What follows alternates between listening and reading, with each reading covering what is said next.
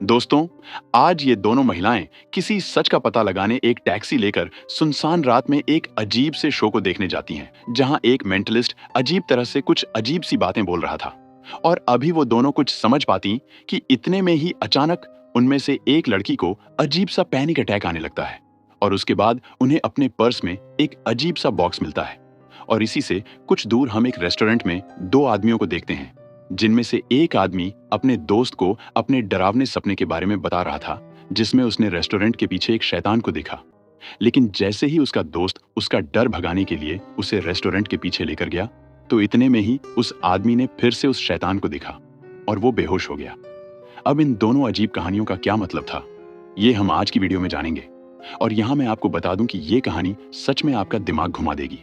और अगर आप सर्च करोगे तो टॉप नंबर वाली कंफ्यूजिंग मूवी में भी आपको इसी मलहोलैंड ड्राइव मूवी का नाम दिखेगा, जिसके निर्माता हैं डेविड लिंच।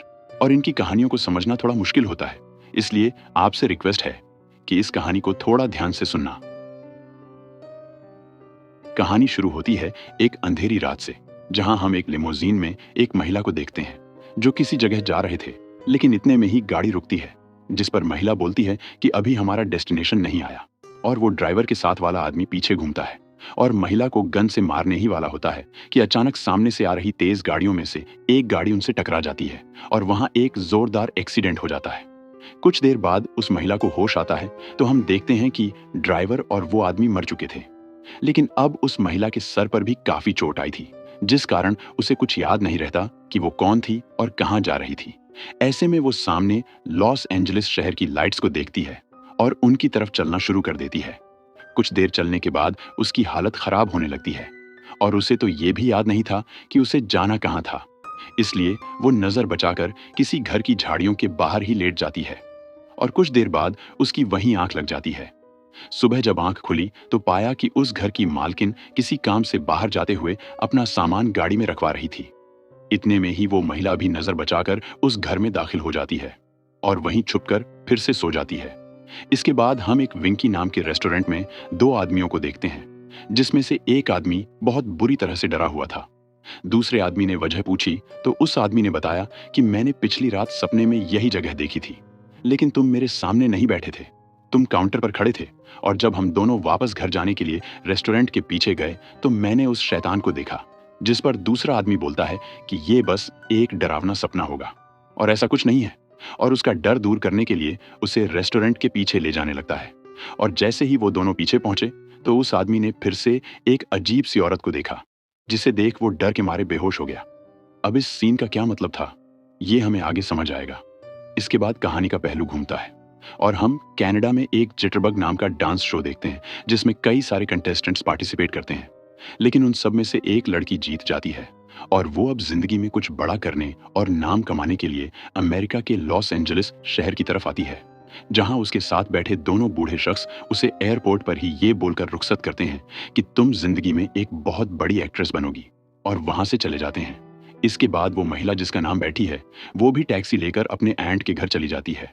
और इत्तेफाक से ये वही घर था जो सुबह एक बूढ़ी महिला खाली कर रही थी, और वो शायद बैठी की आंट ही थी।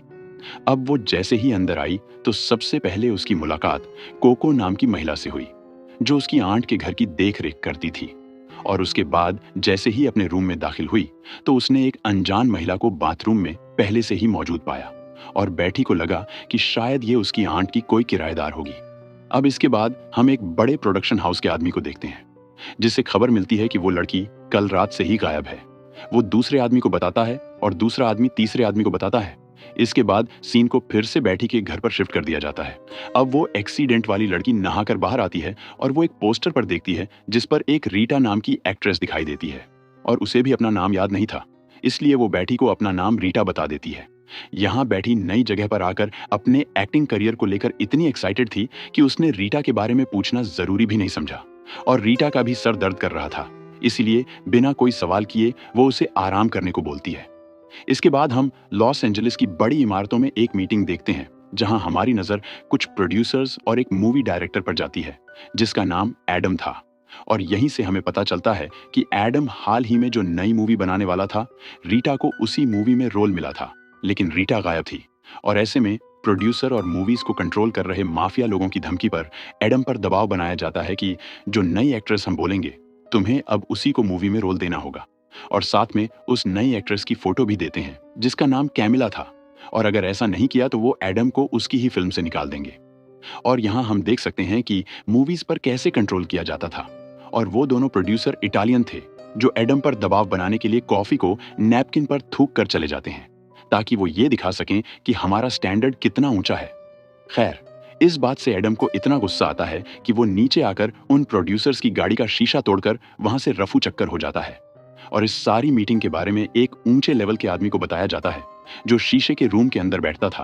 और यहाँ हमें पता चलता है कि वही असली मास्टरमाइंड था जो एडम की मूवी में से रीटा को निकाल के कैमिला को हायर करना चाहता था। अगर ऐसा नहीं किया तो मूवी का प्रोडक्शन बंद कर दिया जाएगा। इस बात से हमें पता चलता है कि वो कोई बड़ा माफिया था जो मूवीज में एक्ट्रेस को अपनी मर्जी से हायर करवाता था। और शायद इसी आदमी के ऑर्डर पर पिछली रात रीटा को मारने की कोशिश की गई होगी, लेकिन रीटा जान बचाकर भाग गई थी। इसके बाद हम जॉय नाम के एक आदमी को देखते हैं जो पहले तो एक आदमी से बड़ा हंस के बात कर रहा होता है, लेकिन अगले ही पल वो बिना देरी किए दूसरे आदमी को मारकर उसकी ब्लैक डायरी चुरा लेता है। लेकिन इतने में ही गलती से एक गोली दीवार पर लगने से साथ वाली महिला भी मर जाती है। और इसके बाद एक क्लीनर भी उसे ऐसा करते देख लेता है और बोलता है कि तू एक आदमी को मारने आया था और 2 लोगों की जान लेकर जा रहा है, साला तू क्या ही गुंडा बनेगा। तो उसे उसको भी मारना पड़ता है। ये सब दिखाता था कि जॉय नाम का वो आदमी एक हिटमैन था जो कि अपने काम में बहुत बुरा था, और वो जितनी भी कोशिश कर ले जिंदगी में कभी जेम्स बॉन्ड नहीं बन सकता। इसके बाद हम फिर से बैटी को देखते हैं जो अपनी आंट से बात कर रही थी और अपने एक्टिंग करियर के लिए अपनी आंट से सलाह ले रही थी। लेकिन बातों ही बातों में उसने रीटा का जिक्र कर दिया, जिस पर उसकी आंट ने बताया कि वो किसी रीटा को नहीं जानती।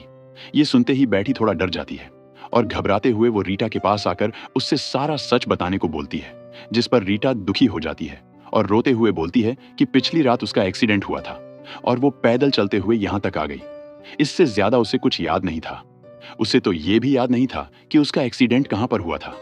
वो एक्सीडेंट के बाद सब कुछ भूल चुकी है और उसे ऐसे रोते हुए देख बैठी को उस पर तरस आ जाता है और इंसानियत दिखाते हुए वो फैसला करती है कि वो अपने काम के साथ साथ रीटा के बारे में भी पता लगाने में मदद करेगी।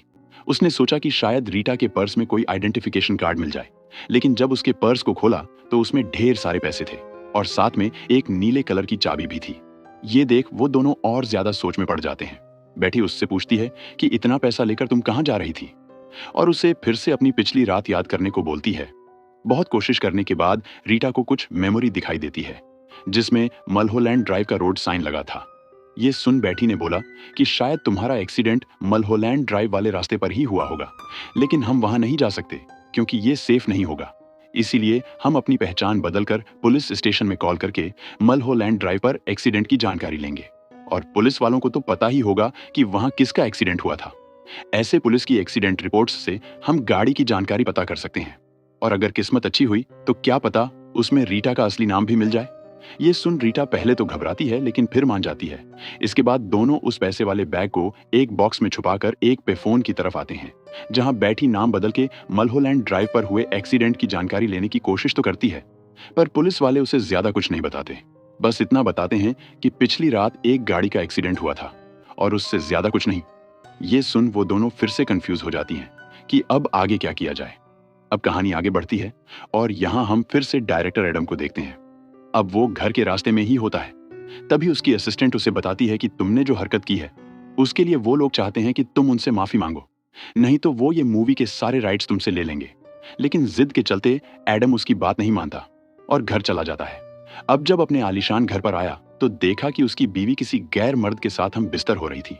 उसने उन्हें अजीब नजरों से देखा और चुपचाप अपनी बीवी की ज्वेलरी वाला बॉक्स उठाया और उन पर पेंट डाल दिया और बोला कि ये गहने मेरे पैसों से आए थे, और उनमें बहस हो जाती है जिसके चलते उसकी बीवी का बॉयफ्रेंड उसकी पिटाई कर देता है और उसकी बीवी भी उसे घर से निकाल देती है। बेचारे एडम की सारी दुनिया एक ही पल में खत्म हो गई थी। मूवी भी गई और बीवी भी।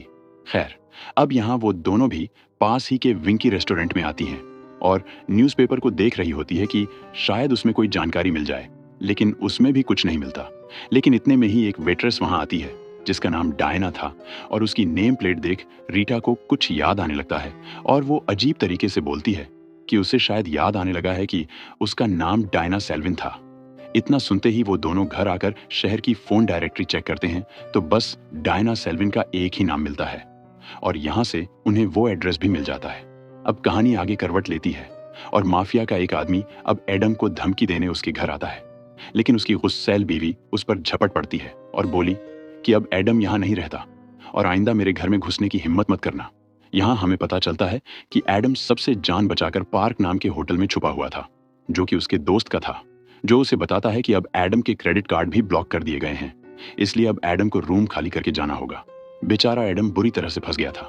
अब क्रेडिट कार्ड ब्लॉक होने की जानकारी के लिए वो अपनी असिस्टेंट को कॉल करता है, जो उसे बताती है कि शायद ये उन लोगों ने किया होगा और उनसे बचने का साफ रास्ता यही होगा कि तुम उनकी बात मान लो, क्योंकि मूवी के डायरेक्शन के राइट्स एडम के पास थे। और इसी सिलसिले में वो एक काउबॉय नाम के आदमी से उसकी मुलाकात फिक्स करवाती है। अब शहर से बाहर एक सुनसान रात में वो एक फार्म लैंड पर जाता है, जहां उसे काउबॉय नाम का वही आदमी मिलता है, जो उसे साफ साफ बताता है कि तुम वही करोगे जो उन्होंने बोला है। अगर उन्होंने बोला है कि तुम अपनी मूवी में उसी कैमला नाम की लड़की को हायर करोगे तो ऐसा ही होना चाहिए, वरना माफिया लोगों के साथ पंगा लेना तुम्हें भारी पड़ सकता है। एडम बोलता है कि अगर उसने ऐसा किया तो लोग समझेंगे कि वो जान पहचान वाली एक्ट्रेस को काम दे रहा है, जिस पर उस काउबॉय ने बोला कि तुम जैसे नॉर्मल ऑडिशन लेते हो वैसे ही सबके ऑडिशन लेना, और जब वो लड़की तुम्हारे सामने आए तो तुम उसे सेलेक्ट कर लेना, ऐसे किसी को शक नहीं होगा। और अगर ऐसा किया तो एडम की वो गाड़ी का शीशा तोड़ने वाली हरकत को वो भूल जाएंगे। और इतना कहकर वो वहां से चला जाता है। अब यहाँ पर ये दोनों भी डिसाइड कर रही थी कि अब आगे क्या किया जाए, लेकिन इतने में ही उनके दरवाजे पर कोई दस्तक देता है। चेक करने पर बैठी वहां एक अजीब महिला को देखती है। वो बैठी से पूछती है कि तुम कौन हो, जिस पर बैठी ने बताया कि वो अपनी एंट के घर पर रहने आई है, जिस पर उस महिला ने कुछ अजीब बोला। उसने बोला कि तुम्हारा नाम बैठी नहीं है और तुम जो ये सब कर रही हो ये बहुत बुरा है। ये सुनते ही बैठी घबरा जाती है, लेकिन इतने में ही वहां कोको आ जाती है और उस महिला को वहां से ले जाती है। लेकिन कोको ने अब रीटा को वहां देख लिया था और गुस्से में रीटा को जाने को बोला, लेकिन बैठी की गुजारिश करने पर वो रीटा को वहां कुछ दिन रखने के लिए मान गई। अब उस बूढ़ी अजीब महिला ने आखिर बैठी को ये क्यों बोला कि तुम वो नहीं हो जो तुम बता रही हो, इस बात का मतलब हमें आगे पता चलेगा। खैर, अब अगले दिन बैठी का एक्टिंग ऑडिशन था और वो फिल्म सिटी में पहुंचती है, जहां उसकी मुलाकात कास्टिंग कर रहे डायरेक्टर और राइटर से होती है। और वहां मूवी का एक हीरो भी था।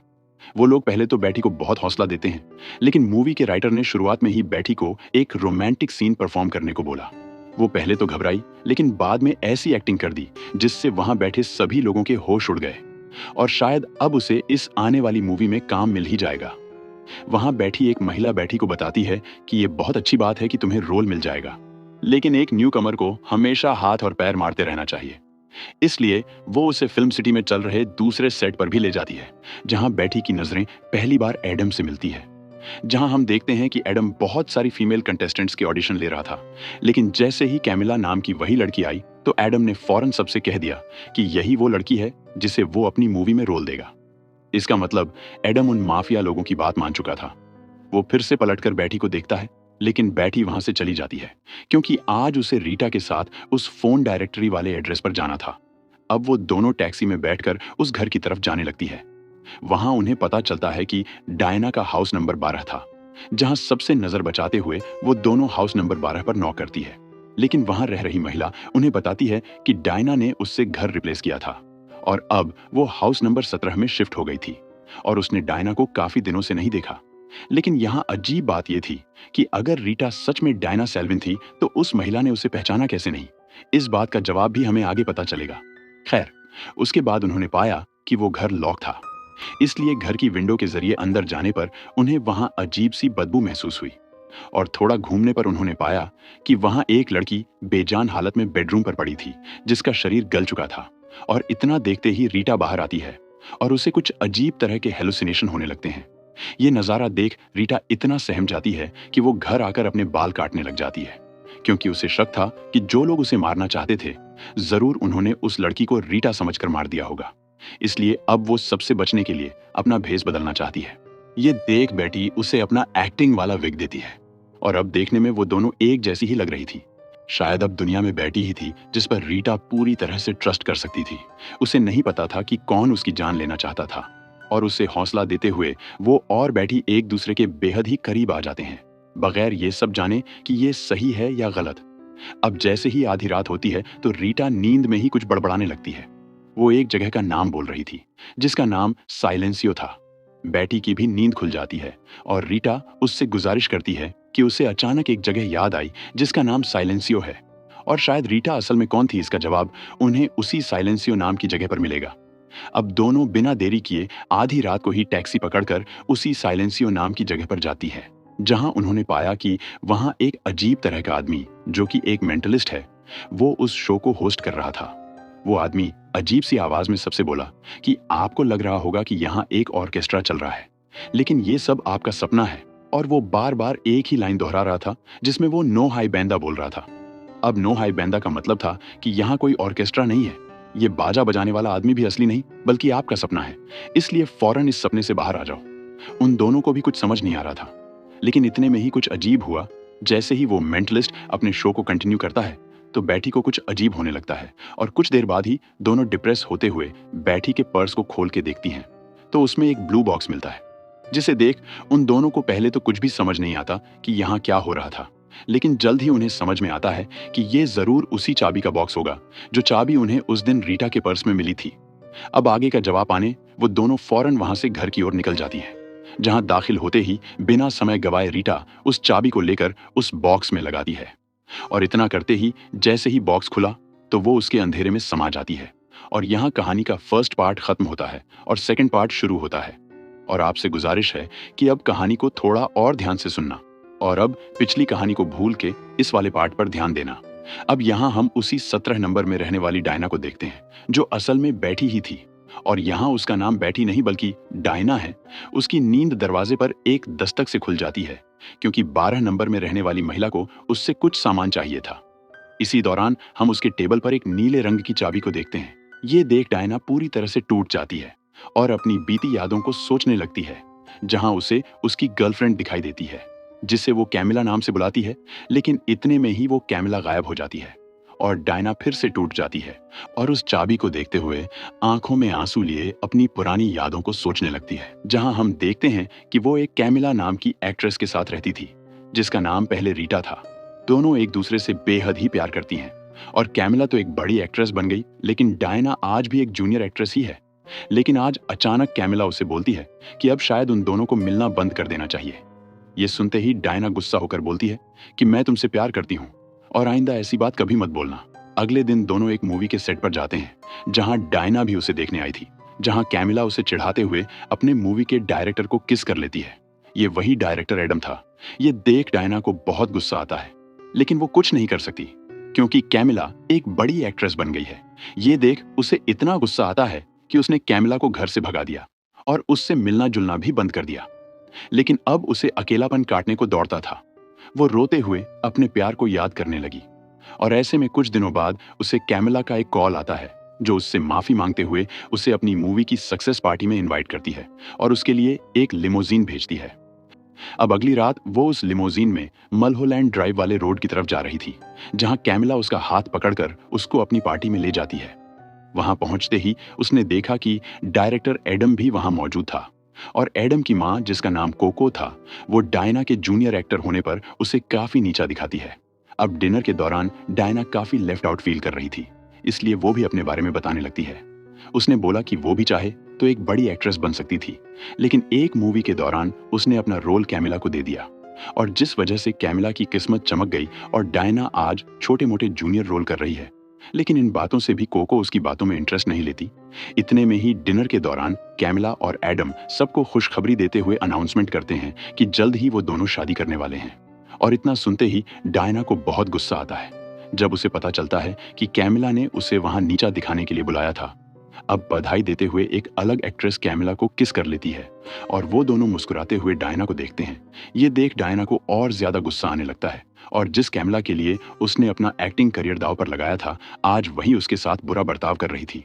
ये देख डायना फैसला करती है कि जिस तरह कैमिला ने उसकी लाइफ बर्बाद की थी, ठीक उसी तरह वो भी उसकी जिंदगी तबाह कर देगी।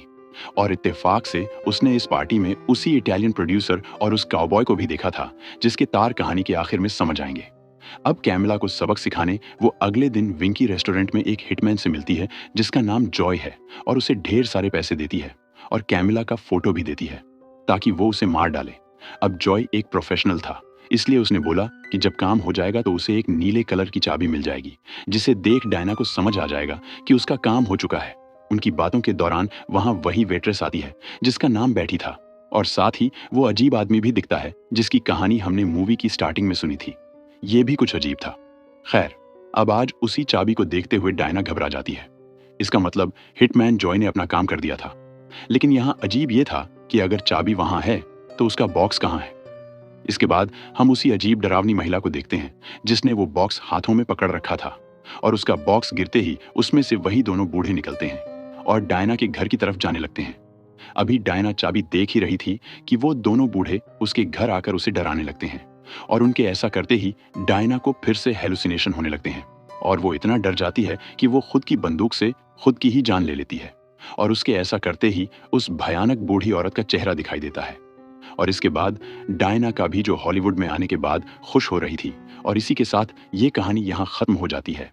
अब जाते जाते ये कहानी हमारे सामने कई सारे सवाल छोड़ जाती है कि साला ये सब क्या था, ये आदमी कौन था, और ये अजीब सा दानव जैसा भेष बनाए हुए महिला कौन थी, और रीटा और बैटी के नाम कैसे बदल गए। इसलिए अब आपसे रिक्वेस्ट है कि प्लीज थोड़ा गौर से ध्यान देना। कहानी को आसान बनाने के लिए मैंने पहले ही इस कहानी को 2 हिस्सों में सुनाया है। जहां स्टार्टिंग में जो हमने फर्स्ट पार्ट देखा था वो एक ड्रीम था, वो रियलिटी नहीं थी, जिसमें बैटी नाम की महिला एक्टिंग का सपना लेकर अमेरिका में आती है, और उसकी मुलाकात एक याददाश्त भूल चुकी रीटा से होती है। और डायरेक्टर एडम की जिंदगी का बाजा बजना भी उसी ड्रीम का हिस्सा था, क्योंकि वो सब डायना का ही सपना था, और उसका असली नाम बैटी नहीं बल्कि डायना ही था। और कहानी के दूसरे हिस्से में हमने डायना को जिंदगी में अकेले देखा, क्योंकि उसकी पार्टनर कैमिला उसे छोड़कर जिंदगी में काफी ऊपर निकल चुकी थी, और जिसका बदला लेने के लिए उसने कैमिला को मरवा दिया था। ये सब असली हकीकत थी। इस पूरे क्रोनोलॉजी को समझने के लिए आपको थोड़ा डिटेल में जाना होगा, क्योंकि इस मूवी के निर्माता डेविड लिंच हैं, जिनकी मूवीज को समझना अपने आप में ही काफी कंफ्यूजिंग होता है। और अब मैं आपको बताता हूँ कि असली कहानी क्या हो सकती है। तो चलिए शुरू से शुरू करते हैं। पहले मैं आपको ऑर्डर वाइज पूरी कहानी बताता हूं। उसके लिए हमें सेकंड पार्ट को पहले समझना होगा, जिसमें हम डायना नाम की एक जूनियर आर्टिस्ट को देखते हैं जो कनाडा से आई है। अपने करियर के शुरुआती दिनों में उसने एक जिटरबग नाम का शो जीता और यहाँ लॉस एंजलिस शहर में आई। यहाँ स्ट्रगल के दौरान उसकी मुलाकात कैमिला नाम की दूसरी स्ट्रगलिंग आर्टिस्ट से होती है। दोनों में प्यार हो जाता है, लेकिन कैमिला को अपने करियर में एक बड़ा ब्रेक मिल जाता है, जिस कारण वो जिंदगी में आगे चली गई और डायना को अकेला छोड़ गई। और इसी बात का बदला लेने के लिए डायना ने उसे मरवा दिया। लेकिन अब इसके बाद वो खुद को कोसने लगी, क्योंकि उसका कोई हक नहीं बनता था कि वो किसी की जान ले। इसी सिलसिले में उसने नशे का सहारा लेना शुरू किया, जिसके बाद उसे कई सारे हेलुसिनेशंस होने लगे, जिसके चलते उसने गहरी नींद में होते हुए अपने ही सपनों की एक दुनिया बना डाली, जिसमें उसने खुद को एक हारी हुई नहीं बल्कि एक सफल एक्ट्रेस के तौर पर देखा, जो कि अमेरिका आई है, और उसे जल्द ही एक बड़ी मूवी में रोल भी मिल गया। लेकिन अब सपने में उसने ये डिसाइड किया कि जिस तरह कैमिला ने उसकी जिंदगी बर्बाद की थी, ठीक उसी तरह अब कैमिला के आसपास वाले लोग खुद कैमिला की जिंदगी बर्बाद करेंगे, और कैमिला की पूरी जिंदगी डायना की मोहताज हो जाएगी, और वो मदद के लिए पूरी तरह से डायना पर निर्भर रहेगी। जिस तरह कैमिला ने डायना का रोल खाया था, ठीक उसी तरह वो पार्टी वाली महिला जो कैमिला को किस कर रही थी, ड्रीमी वर्ल्ड में वो उसका रोल खा जाएगी। वो डायरेक्टर एडम, जिसमें उससे कैमिला को छीन लिया था, अब ड्रीमी वर्ल्ड में उसकी भी पूरी जिंदगी बर्बाद हो जाएगी, और उसकी बीवी भी उसे छोड़कर चली जाएगी। और यहाँ तक कि उसकी मूवी में जबरदस्ती रीटा को हटाकर उसी लड़की को रोल दिलवाया जाएगा जिसे कैमिला किस कर रही थी। और एडम को धमकाने के लिए वही इटालियन प्रोड्यूसर और वो काउबॉय भी डायना के ही दिमाग की इमेजिनेशन थी, जिसे उसने उस दिन पार्टी में देखा था। और जो डायरेक्टर एडम की मां कोको उसको नीचा दिखा रही थी, वो अब ड्रीमी वर्ल्ड में उसकी आंट के घर की देखभाल करेगी और उसके इशारे पर उसका कहा मानेगी। और रियल वर्ल्ड में तो कोको उस कैमिला को बहू बनाना चाहती थी, पर ड्रीमी वर्ल्ड में वो उसे घर से धक्के मारकर निकालना चाहती है। और ड्रीमी वर्ल्ड में उस रीटा की जिंदगी में धोखा उसी मलहोलैंड नाम की जगह से स्टार्ट हुआ, जहां उसके अपने लोग ही उसे मारकर मूवी से हटाना चाहते थे। ऐसा उसने इसीलिए इमेजिन किया होगा क्योंकि रियल वर्ल्ड में उसने डायना को अपने और डायरेक्टर एडम की शादी के बारे में उसी मलहोलैंड वाले घर पर बताया था और उसे नीचा दिखाया, और उसके दिमाग की हेलुसिनेशन ना टूट जाए इसलिए उसके माइंड ने उस विंकी रेस्टोरेंट वाली वेट्रेस का नाम चुराकर सारे नाम बदल दिए थे। कैमिला का नाम उस एक्ट्रेस को दे दिया और कैमिला का एक इमेजिनरी नाम रख दिया था, जिसे हम रीटा बोलने लगे। और वो डिप्रेशन में होते हुए एक तरह से उस हिटमैन जॉय को भी कैमिला की मौत का जिम्मेदार मानती है, क्योंकि अगर जॉय उससे ना मिलता तो आज कैमिला जिंदा होती। इसलिए ड्रीमी वर्ल्ड में उसने जॉय को भी सजा देने के लिए एक कहानी बना डाली, जहां जॉय एक प्रोफेशनल नहीं बल्कि एक नौसिखिया हिटमैन है जो एक काम करने जाता है, पर अनप्रोफेशनल होने के कारण अब गलती से 3 लोगों को मार डालता है। इसका मतलब डायना अपने ड्रीमी वर्ल्ड में उस हर एक शख्स को विलेन समझने लगी थी। जिस किसी की वजह से कैमिला उससे दूर हो गई और मारी गई, वो कैमिला की मौत के लिए खुद को दोषी तो मानती है, लेकिन उससे ज्यादा दोषी उस हिटमैन जॉय को मानने लगी है। और इस बात का आइडिया हमें मूवी के बीच में भी दिया जाता है, जब एक अजीब सी महिला बैठी के दरवाजे पर आकर उसे ये बोलती है कि तुम जो दिख रही हो तुम असल में वो नहीं हो, और जो भी तुम कर रही हो उसे फौरन बंद कर दो। इसका मतलब वो साफ तौर पर रियल वर्ल्ड की डायना को बोल रही थी कि अपने हेलुसिनेशन बंद करके ड्रीमी वर्ल्ड से बाहर निकलो और रियल वर्ल्ड में जाओ। और यहाँ मूवी निर्माता ने बड़े ही शानदार अंदाज में लाल रंग को ड्रीमी वर्ल्ड और नीले रंग को रियल वर्ल्ड दिखाया है। यही रीजन था कि उस दिन सिलेंसियो नाम की जगह पर जब वो होस्ट अपना शो कर रहा था तो सारे पर्दे लाल थे, लेकिन जैसे ही उस पर नीली स्टेज की रोशनी गिरती है तो बैठी अजीब बिहेव करने लगती है, क्योंकि वो होस्ट नीली रोशनी के जरिए उसे हेलुसिनेशन से उठा रहा था। और वो बॉक्स और यहाँ तक कि उसकी चाबी भी नीले कलर की ही थी, जिसका मतलब था कि वो रियल वर्ल्ड की चाबी थी। और अब सोचेंगे कि उस रेस्टोरेंट वाले आदमी की कहानी और उस दानव जैसी दिखने वाली महिला का क्या मतलब था। असल में उस दिन जब रियल वर्ल्ड में डायना उस जॉय नाम के आदमी को कैमिला की सुपारी दे रही थी तो उस आदमी ने उनकी बातें सुन ली थीं। और डायना के ड्रीमी वर्ल्ड में फिर से उसे वही आदमी दिखा जिसने बताया कि उसने एक शैतान जैसी दिखने वाली महिला को देखा। और यहां से हमें पता चलता है कि वो शैतान कोई और नहीं बल्कि डायना खुद ही थी। वो असल में उसका अंदरूनी चेहरा था। मूवी का ये हिस्सा बहुत ज्यादा कंफ्यूजिंग है, इसलिए थोड़ा और डिटेल में बताता हूं। अब वो शैतान महिला सिर्फ उसी आदमी को इसलिए दिखती है क्योंकि असल में सिर्फ वही था जिसने डायना को सुपारी देते हुए किसी की जान लेने को कहा। इसका मतलब डायना बाहर से जितनी भी खूबसूरत दिखे, लेकिन अंदर से वो एक शैतान और बिल्कुल अकेली है, जो अपने प्यार को अपने ही हाथों मरवा डालने के बाद उस बॉक्स के साथ अकेली बैठी हुई दिखाई देती है। और इसके बाद हम उस बॉक्स में से उन दोनों बूढ़े लोगों को देखते हैं जो डायना को डराने लगते हैं। असल में इनके बारे में बताया नहीं गया, लेकिन मेरे अनुसार ये रियल वर्ल्ड में डायना के माता पिता हो सकते हैं, जिन्होंने जिंदगी भर डायना को डिमोटिवेट किया होगा और जिंदगी में एक हारी हुई एक्ट्रेस बनने पर ताने भी दिए होंगे। यही रीजन था कि ड्रीमी वर्ल्ड में वो उन दोनों के साथ एयरपोर्ट से आती है, जहां उसने इमेजिन किया कि जो माता पिता उसको जिंदगी भर नीचा दिखाते रहे, आज वो उसे उसकी जिंदगी में बड़ी एक्ट्रेस बनने की बधाई दे रहे हैं। और इनकी झलक हम उस जिटरबग कंपटीशन में भी देख सकते हैं। तो या तो ये डायना के माता पिता होंगे या फिर उसके कोई रिश्तेदार। और जब बाद में उसने कैमिला को मरवा डाला और नशे का सहारा लेने लगी तो वही बूढ़े लोग उसे डराने आए और एक तरह से ये दिखाया कि हमने सही बोला था कि तुम एक हारी हुई जूनियर आर्टिस्ट हो जिसे जिंदगी में कुछ हासिल नहीं होगा। और इतना डिमोटिवेट होने के बाद ही डायना ने खुद की जान ले ली। आई होप अब आपको पूरी कहानी अच्छे से समझ आ गई होगी। और अगर आपको मेरा काम पसंद आता है तो चैनल को सब्सक्राइब भी कर लीजिएगा।